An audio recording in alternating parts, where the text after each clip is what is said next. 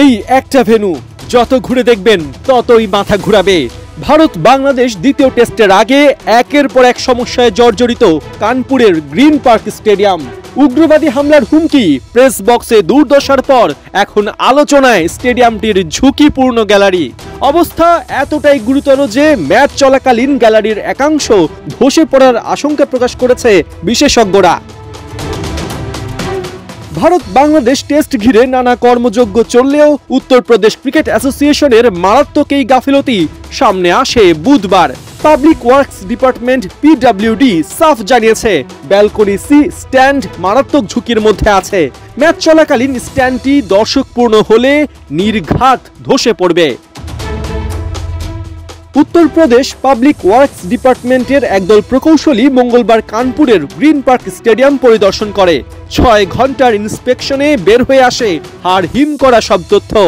The Indian এক্সপ্রেসকে দেয়া এক সাক্ষাৎকারে প্রতিনিধি দলটি জানায়, ঝুঁকিপূর্ণ গ্যালারিটিতে ধারণ ক্ষমতার 4800 জন তো দূর, যদি 50 জন দর্শকও নাচতে শুরু করে তাহলে ধসে পড়া নিশ্চিত।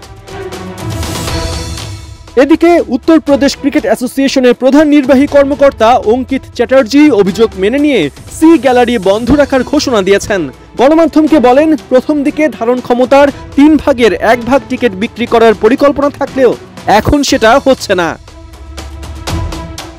কিন্তু শুধুই কি গ্যালারি? সমস্যা বের হয়েছে স্টেডিয়ামের ফ্লাড লাইটেও। অঙ্কিত চ্যাটার্জি নিশ্চিত করেছেন, ভিআইপি প্যাভিলিয়নের দিকে অবস্থিত ফ্লাড লাইটের 8টা বাল্ব নষ্ট। তারা আশা করছেন আলোক স্বল্পতার লজ্জায় পড়তে হবে না। তবে বাস্তবতা বলছে আয়োজকদের লজ্জায় পড়ার সম্ভাবনাই বেশি। প্রথমত, টেস্টের 5 দিনই আছে বৃষ্টির পূর্বাভাস, যেখানে আকাশ থাকবে মেঘলা। দ্বিতীয়ত, বায়ু দূষণে বরাবরই কানপুরের বাতাস ঘোলাটে থাকে। এমন অবস্থায় ফ্লাড লাইটের দরকার যে হবে সেটা বুঝতে কোনো রকেট সায়েন্স জানার প্রয়োজন নেই। সাধারণত মানুষ ভুল থেকে শিক্ষা নিলেও উত্তরপ্রদেশ হেঁটেছে উল্টো পথে। 3 বছর আগে এই ফ্লাড লাইটের ত্রুটিতে আলোক স্বল্পতায় নিউজিল্যান্ডের বিপক্ষে জেতা ম্যাচ ড্র করেছিল ভারত। শেষ সেশনে যখন দরকার ছিল মাত্র 1 উইকেট, তখন আলোক স্বল্পতায় ম্যাচ শেষ করতে হয় নির্ধারিত সময়ের আগে। আর এবার সেই একই সম্ভাব্য পরিস্থিতির সামনে তারা। অবশ্য বিসিসিআই চাইলেই এই সমস্যা সহজেই এড়ানো যেত। উত্তরপ্রদেশের লখনৌতে সম্প্রতি নির্মাণ করা হয়েছে অত্যাধুনিক একানা ক্রিকেট স্টেডিয়াম। চাইলে সেখানে আয়োজন করা যেত টেস্ট চ্যাম্পিয়নশিপের গুরুত্বপূর্ণ এই ম্যাচ, কিন্তু তা না করে 72 বছরের পুরনো মাঠকে তারা নির্বাচিত করেছে।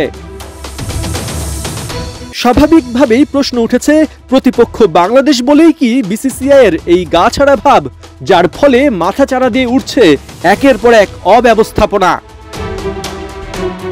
পার্থ বণিক, 71।